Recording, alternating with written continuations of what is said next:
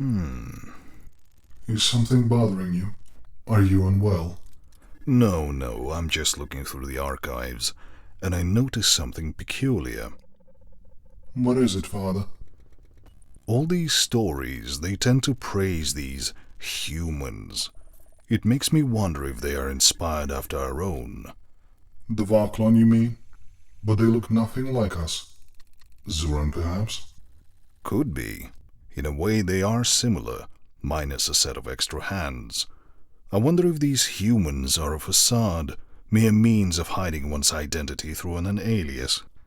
It is possible. Peculiar indeed. Well, apart from all the carnage and destruction, I did manage to find a rather amusing story instead. Which is? A story about friendship veiled in hostilities. Let's take a listen. We do not want this to escalate any further. The Mothrak Admiral looked over the table at his Terran counterpart. Admiral Pierce crossed his arms and looked back at them. The Mothrak were an imposing race. Tall, slim, covered in armor plates, a predator species from a desert death world. They were on the same technological level as Terra. According to intelligence reports, they were also a close match on resources and military capabilities. A military conflict between them would be a zero-sum game. His mission brief was to find a quick and peaceful solution to this mess. Centralia was a small system on the outskirts of Terran space. No habitable planets, a few planetoids, and a small asteroid belt. Not even the most desperate prospector would even bother to go there. The Terran survey team who discovered it deployed a claim beacon simply as standard procedure. Unfortunately, they did it at the same time as Mothrak's survey team, who was on the other side of the star. No one had even noticed until a piracy patrol had entered the system and picked up 2 beacons. While investigating, a Mothrak frigate also entered the system. An after-action report later showed that the first shot was fired by an enterprising privateer who wanted a distraction to escape the piracy patrol. The 2 ships traded shots and then pulled back after suffering damage. The Mothrak beacon was destroyed during the skirmish.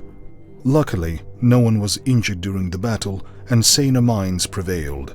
A larger frigate was dispatched to investigate, only to find the Terran beacon destroyed and a larger Mothrak one deployed, together with the remains of Terran privateer who had started this mess and an action report showing that the privateer was responsible. Unfortunately, the beacon was a bit of a sticky bit. In the end, the frigate disabled the Mothran beacon and deployed a new Terran one, together with a really nice bottle of bourbon. All research had showed that the Mothrak had a comparable metabolism and also enjoyed alcohol, which was confirmed when the next patrol discovered the Terran beacon disabled and a bottle of really good Mothrak ale on the repaired Mothrak beacon. And so began the Terran-Mothrak War. The only casualties were some electronics and a few really bad hangovers. This continued for a decade until the Kalenji, a Terran ally, declared war on the Kodan, a Mothrak ally. All of a sudden, the disagreement over ownership of Kentelia became a major talking point. Neither races wanted to get pulled into the Kalenji-Kodan war, but it looked inevitable, which is how Admiral Pierce had ended up here, in a diplomatic frigate in orbit of the second planetoid around Kentelia, facing his Mothrak equivalent, and a massed fleet from both navies in orbit of what could be called its Oort cloud. I agree completely, but a solution to this dispute has to be found. Unfortunately, it's a matter of Terran pride.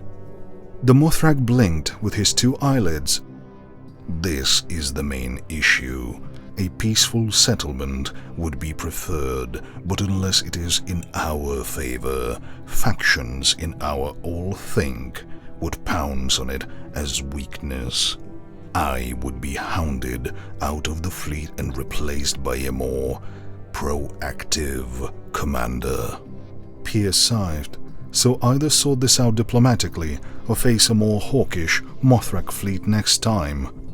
Admiral, We do not want to continue this either. We can both agree this is ridiculous. The system is worthless. It has no strategic value, less resources than a mine dump.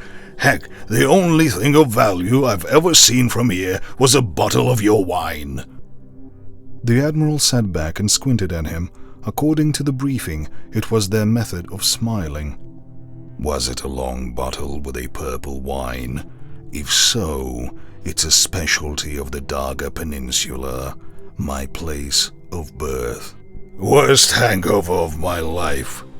Pierce chuckled.